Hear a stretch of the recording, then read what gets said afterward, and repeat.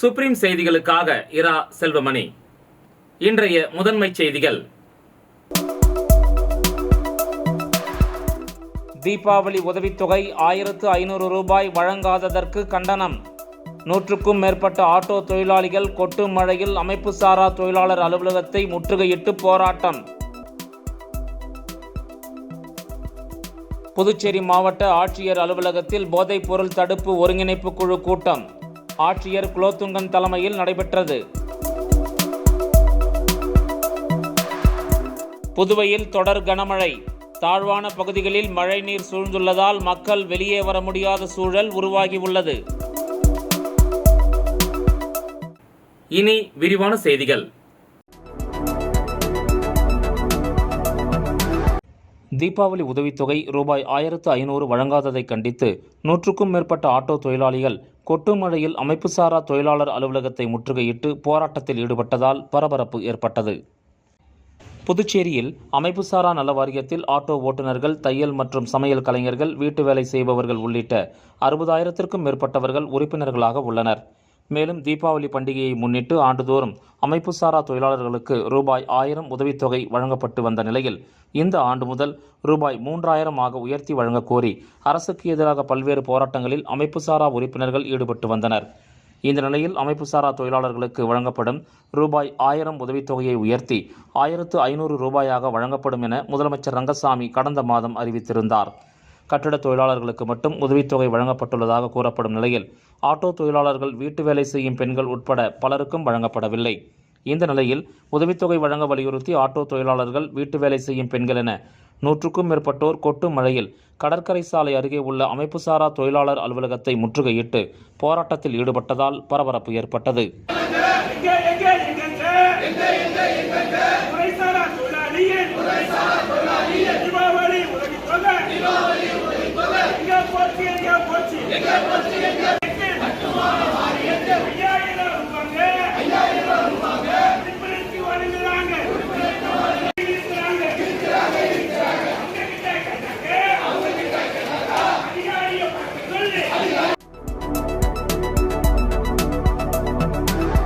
புதுச்சேரி மாவட்ட ஆட்சியர் அலுவலகத்தில் போதைப்பொருள் தடுப்பு ஒருங்கிணைப்பு குழு கூட்டம் மாவட்ட ஆட்சியர் குலோத்துங்கன் தலைமையில் நடைபெற்றது. போதைப்பொருள் தடுப்பு ஒருங்கிணைப்பு குழு கூட்டம் மாவட்ட ஆட்சியர் குலோத்துங்கன் தலைமையில் மாவட்ட ஆட்சியர் அலுவலக கருத்தரங்கு கூடத்தில் நடைபெற்றது. இந்த கூட்டத்தில் சார்பு மாவட்ட ஆட்சியர்கள் சோமசேகர் அப்பாராவ் கொட்டாரு, இஷிதா ரதி, முதுநிலை காவல் கண்காணிப்பாளர் கலைவாணன், போதைப்பொருள் தடுப்பு பிரிவு காவல் கண்காணிப்பாளர் இஷா சிங், துணை மாவட்ட ஆட்சியர் வினயராஜ், பள்ளி கல்வித்துறை இணை இயக்குனர் சிவகாமி உட்பட அதிகாரிகள் கலந்து கொண்டனர்.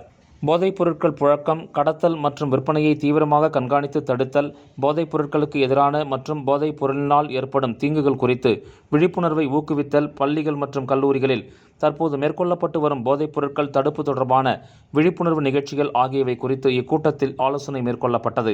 மேலும் கல்வி நிறுவனங்கள் அருகே சாலைகளில் மஞ்சள் கோடுகள் வரையும் பணியை விரைவில் முடிக்கவும், குறிப்பிட்ட அந்த சுற்றளவில் உள்ள கடைகளில் புகையிலை பொருட்கள் விற்பனை செய்யப்படுகிறதா என்பதை தொடர்ந்து கண்காணிக்கவும் ஆட்சியர் உத்தரவிட்டார்.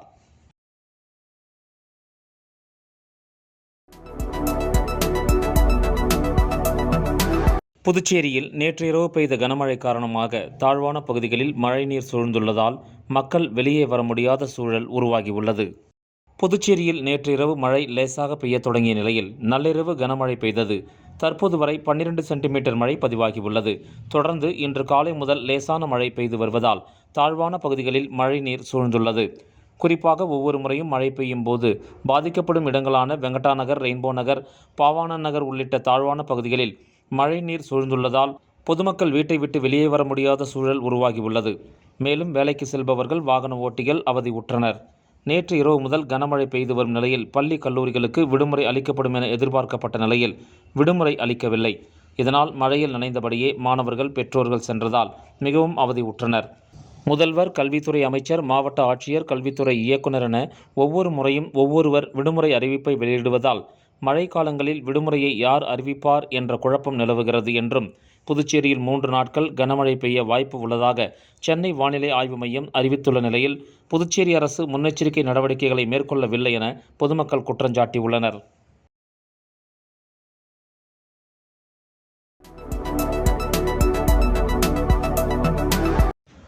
நல்லாசிரியர் சுந்தரமூர்த்தி அவர்களின் 70வது பிறந்தநாள் மற்றும் முனைவர் பட்டம் பாராட்டு விழா புதுவை தமிழ்ச்சங்கத்தில் நடைபெற்றது. புதுவை வெங்கடா நகரில் உள்ள புதுவை தமிழ்ச்சங்கத்தில் நல்லாசிரியர் சுந்தரமூர்த்தி அவர்களின் 70வது பிறந்தநாள் மற்றும் முனைவர் பட்டம் பாராட்டு விழா நடைபெற்றது. திருச்சி JKC அறக்கட்டளை நிறுவனர் முனைவர் ஜான்ராஜ்குமார் வரவேற்புரை வழங்க தாகூர் கலை மற்றும் அறிவியல் கல்லூரியின் முன்னாள் முதல்வர் ஏமு ராஜன் அவர்கள் தலைமை உரை நிகழ்த்தினார். நிகழ்ச்சியில் ராமச்சந்திரன், கோவிந்தராசு, திருமதி திலகவதி, வெற்றிவேல், குப்புசாமி, புதுவை தமிழ்ச்சங்க தலைவர் முத்து, செல்வி ஹேமாவதி, துரை லட்சுமணன், கிருஷ்ணமூர்த்தி உள்ளிட்ட இந்நாள் முன்னாள் ஆசிரியர் பெருமக்கள் கலந்து கொண்டு சிறப்பித்தனர். நிறைவாக திருமதி அபர்ணா சுந்தரமூர்த்தி நன்றி உரை வழங்கினார். இந்த நிகழ்ச்சியில் தமிழ் அறிஞர்கள் மற்றும் தமிழ் ஆர்வலர்கள் உள்ளிட்டோர் கலந்து கொண்டனர்.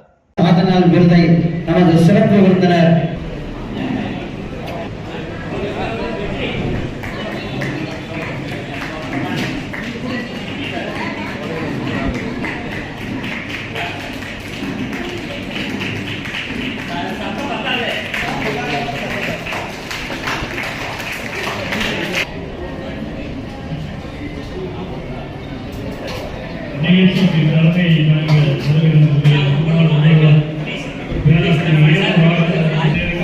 நல்லாசிரியர் அவர்களுக்கு மரியாதை செய்ய விரும்புகிறவர் அவர் ஏற்படுத்தி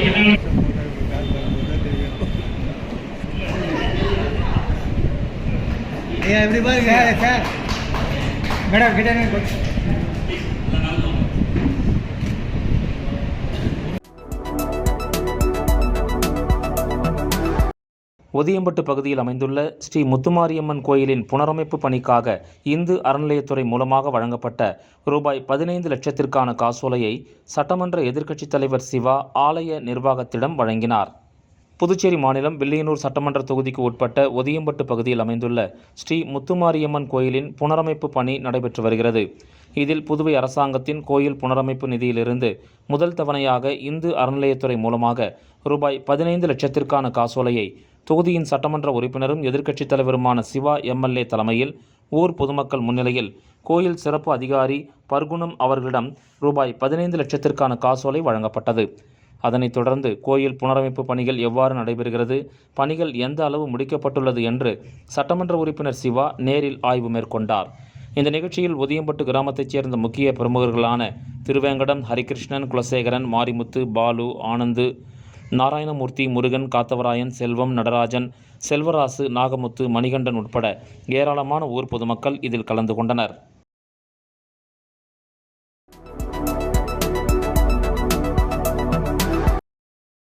திருக்காமேஸ்வரர் மேம்பட்ட வேளாண் உழவர் உற்பத்தியாளர்கள் நிறுவனத்தின் 3ஆம் ஆண்டு பொதுக்குழு கூட்டத்தில் வேளாண் அமைச்சர் தேனி ஜெயக்குமார், சட்டமன்ற எதிர்க்கட்சித் தலைவர் சிவா ஆகியோர் கலந்து கொண்டு சிறப்புரையாற்றினர். திருக்காமேஸ்வரர் மேம்பட்ட வேளாண் உழவர் உற்பத்தியாளர்கள் நிறுவனத்தின் 3ஆம் ஆண்டு பொதுக்குழு கூட்டம் வில்லியனூர் லக்ஷ்மண கிருஷ்ணா ஹாலில் நடைபெற்றது. இந்த கூட்டத்தில் சங்கத்தலைவர் குலசேகரன் வரவேற்புரை நிகழ்த்தினார். வேளாண் அமைச்சர் தேனி ஜெயக்குமார் அவர்கள் தலைமையில் நடைபெற்ற இந்த நிகழ்ச்சியில் சட்டமன்ற எதிர்க்கட்சித் தலைவரும் தொகுதி சட்டமன்ற உறுப்பினருமான சிவா அவர்கள் கலந்து கொண்டு பங்குதாரர்களுக்கு பங்கு சான்றிதழ்களை வழங்கி வாழ்த்து தெரிவித்து விவசாயிகள் மத்தியில் உரையாற்றினார். இக்கூட்டத்திற்கு சங்கத்தின் இயக்குநர்கள் வேணுகோபால், கோவிந்தன், நாராயணசாமி, ஜனார்தனன், புண்ணியகோடி, அன்பரசி, இளஞ்செழிய பாண்டியன், வீரப்பன், தினேஷ்குமார் ஆகியோர் முன்னிலை வகித்தனர்.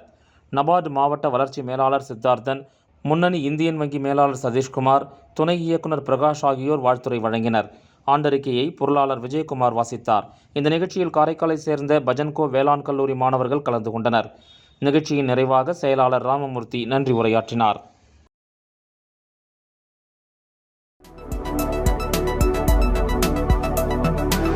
திருபுவனை சட்டமன்ற தொகுதிக்கு உட்பட்ட மதகடிப்பட்டு கிராமத்தில் உட்புற தெருக்களை மேம்படுத்துதல் மற்றும் கிராமம் மற்றும் காலனி கருமகாரிய கட்டடம் கட்டுதல் பணிக்கான பூமி பூஜையை சட்டமன்ற உறுப்பினர் அங்காளன் தொடங்கி வைத்தார். புதுச்சேரி மாநிலம் திருபுவனை சட்டமன்ற தொகுதிக்கு உட்பட்ட மதகடிப்பட்டு பகுதியில் திருபுவனை சட்டமன்ற உறுப்பினர் தொகுதி மேம்பாட்டு நிதியின் கீழ் ரூபாய் 23,60,000 செலவில் மதகடிப்பட்டு கிராமத்தில் உட்புற தெருக்களை மேம்படுத்துதல் மற்றும் கிராமம் மற்றும் காலனி கருமகாரிய கட்டடம் கட்டுதல் இந்த பணிகளுக்கான பூமி பூஜை நிகழ்ச்சி நடைபெற்றது. இதில் திருபுவனை தொகுதியின் சட்டமன்ற உறுப்பினர் அங்காளன் கலந்து கொண்டு விழாவிற்கு தலைமை தாங்கி பூமி பூஜை செய்து பணியினை தொடங்கி வைத்தார். இந்த நிகழ்ச்சியில் கொம்யூன் பஞ்சாயத்து ஆணையர் எழில்ராஜன், உதவி பொறியாளர் மல்லிகார்ஜுனன், இளநிலை பொறியாளர் பாஸ்கர் மற்றும் ஊர் பொதுமக்கள் சட்டமன்ற உறுப்பினரின் ஆதரவாளர்கள் என ஏராளமானோர் கலந்து கொண்டு விழாவினை சிறப்பித்தனர்.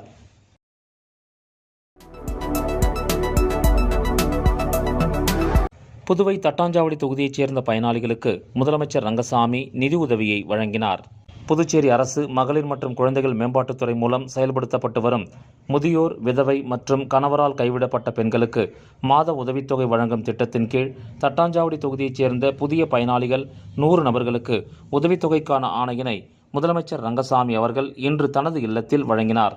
இந்த நிகழ்ச்சியில் சட்டமன்ற உறுப்பினர் ரமேஷ் என்கிற KSP மற்றும் மகளிர் மற்றும் குழந்தைகள் மேம்பாட்டுத்துறை அதிகாரிகள் உள்ளிட்டோர் உடன் இருந்தனர்.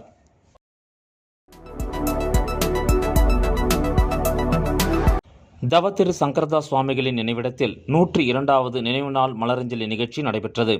இந்த நிகழ்ச்சியில் அமைச்சர் திருமுருகன் கலந்து கொண்டு மலரஞ்சலி செலுத்தினார்.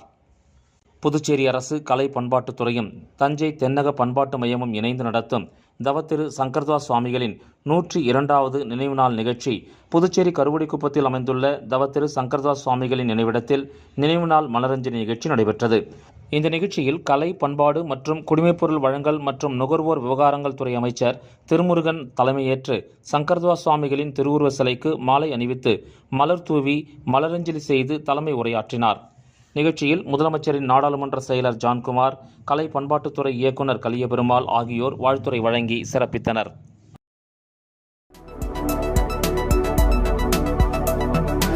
புதுச்சேரி ஹெரிட்டேஜ் லேடிஸ் சர்க்கிள் 187 சார்பில் திருநங்கைகளுக்கான தொகுதி அளவிலான பயிற்சி பட்டறை மாநாடு புதுச்சேரி தனியார் ஹோட்டலில் நடைபெற்றது. புதுச்சேரி மாநிலம் அண்ணா சாலை பகுதியில் உள்ள தனியார் ஹோட்டலில் புதுச்சேரி ஹெரிட்டேஜ் லேடிஸ் சர்க்கிள் 187 மற்றும் அக்னி சிறகுகள் சுய உதவிக்குழு திருநங்கைகள் கூட்டமைப்பு இணைந்து திருநங்கைகளுக்கான தொகுதி அளவிலான பயிற்சி பட்டறை மாநாடு நடைபெற்றது. இந்த நிகழ்ச்சிக்கு லேடிஸ் சர்க்கிள் இந்தியா மகளிர் organisation, Puducherry heritage ladies circle 187 தலைவி அக்ஷயா மற்றும் இதர சர்க்கிள் நிர்வாகிகள் நிகழ்ச்சியில் கலந்து கொண்டனர். சிறப்பு விருந்தினராக திருநங்கை தலைவி ஷீட்டல் கலந்து கொண்டு சிறப்பித்தார். இந்த நிகழ்ச்சியில் தலைமை விருந்தினராக இந்திரா காந்தி மருத்துவக் கல்லூரி உளவியல் துறை பேராசிரியர் மற்றும் துறைத் தலைவர் மற்றும் நிர்வாக இயக்குனர் டாக்டர் மதன் கலந்து கொண்டு திருநங்கைகளுக்கு இடையே மன அழுத்தம் பற்றி சிறப்புரையாற்றினார். இதில் மன அழுத்தம் எவ்வாறு நிவர்த்தி செய்வது மற்றும் மன அழுத்தம் ஏற்படாத வகையில் தங்களை எவ்வாறு பாதுகாத்துக் கொள்வது என்பது குறித்து விரிவாக எடுத்துரைத்தார். இந்த நிகழ்ச்சியில் திருநங்கைகள் ஏராளமானோர் கலந்து கொண்டு பயனடைந்தனர். மேலும் திருநங்கை தலைவி ஷீட்டல் பேசுகையில், திருநங்கைகளுக்கு என்று ஒரு நாள் ஒதுக்கி மருத்துவ ஆலோசனைகளை வழங்க வேண்டும், தாங்களும் மருத்துவம் பார்க்க வசதியாக இருக்கும் என்றும் மருத்துவரிடம் கூறினார். திருநங்கைகள் ஷீட்டல் கேட்டுக்கொண்டதற்கு இணங்க மருத்துவர் செவ்வாய் அல்லது புதன்கிழமை வந்து மருத்துவ ஆலோசனைகளை பெற்றுக்கொள்ளலாம் என்று தெரிவித்தார்.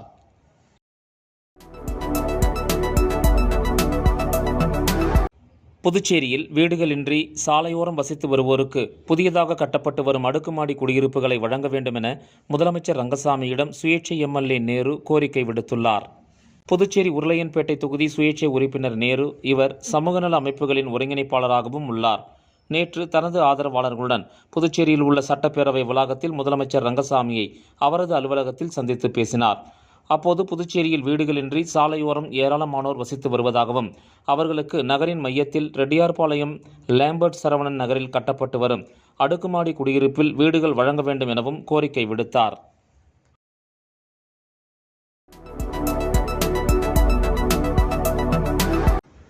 திருபுவனை சட்டமன்ற தொகுதிக்கு உட்பட்ட பல்வேறு பகுதிகளில் உள்ள நியாய விலை கடைகளில் இலவச அரிசி மற்றும் சர்க்கரையினை சட்டமன்ற உறுப்பினர் அங்காளன் வழங்கினார். புதுச்சேரி அரசு குடிமைப்பொருள் வழங்கல் துறையின் மூலம் திருபுவனை சட்டமன்ற தொகுதிக்கு உட்பட்ட மதகடிப்பட்டு, திருபுவனைப்பாளையம், நல்லூர், கலித்தீர்த்தால் குப்பம், ஆண்டியார்பாளையம், குச்சிப்பாளையம், திருபுவனை மற்றும் திருவாண்டார் கோயில் ஆகிய பகுதியில் உள்ள நியாய விலை கடைகளுக்கு உட்பட்ட அனைத்து ரேஷன் அட்டைதாரர்களுக்கும் 10 கிலோ இலவச அரிசி மற்றும் 2 கிலோ இலவச சர்க்கரை வழங்கும் நிகழ்ச்சி இன்று காலை நடைபெற்றது. இந்த நிகழ்ச்சியில் தொகுதி சட்டமன்ற உறுப்பினர் அங்காளன் கலந்து கொண்டு இலவச அரிசி மற்றும் இலவச சர்க்கரையை பொதுமக்களுக்கு வழங்கி தொடங்கி வைத்தார். இதில் சரக பொறுப்பாளர் ரமேஷ், நியாய விலைக் கடை ஊழியர்கள், சட்டமன்ற உறுப்பினரின் ஆதரவாளர்கள், பொதுமக்கள் என ஏராளமானோர் கலந்து கொண்டனர்.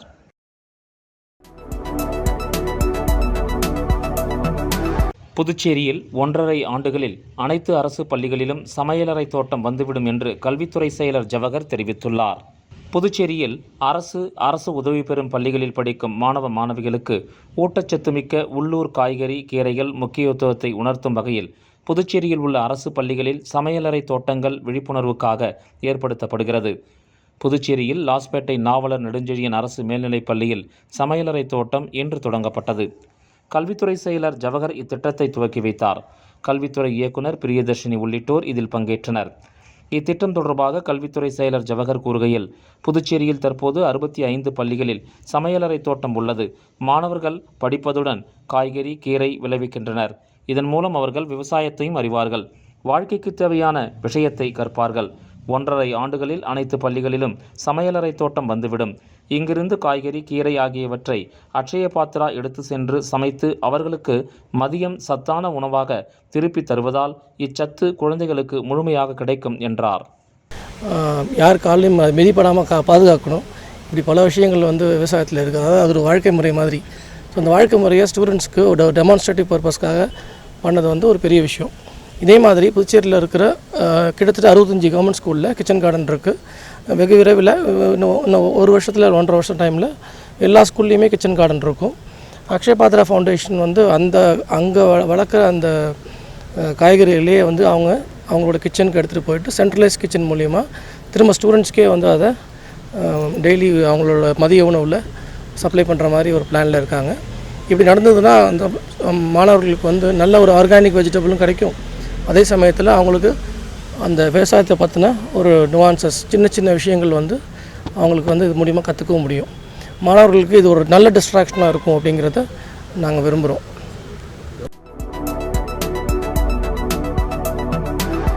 வில்லியனூர் கரையான்பேட்டில் 26 லட்சம் ரூபாய் மதிப்பில் தார் சாலை அமைக்கும் பணிக்கான பூமி பூஜையை எதிர்க்கட்சித் தலைவர் சிவா துவக்கி வைத்தார். வில்லியனூர் சட்டமன்ற தொகுதிக்கு உட்பட்ட கரையான்பேட் ரோடு அன்னை நகரில் உள்ள உட்புற சாலைகளுக்கு வில்லியனூர் கொம்யூன் பஞ்சாயத்து மூலம் ரூபாய் 26,10,000 மதிப்பீட்டில் தார் சாலையுடன் கூடிய பக்கவாட்டு கழிவுநீர் வாய்க்கால் அமைக்கும் பணிக்கான பூமி பூஜை நிகழ்ச்சி நடைபெற்றது. இந்த நிகழ்ச்சியில் சட்டமன்ற எதிர்க்கட்சித் தலைவரும் தொகுதியின் சட்டமன்ற உறுப்பினருமான சிவா கலந்து கொண்டு சாலை அமைக்கும் பணியை பூஜை செய்து துவக்கி வைத்தார்.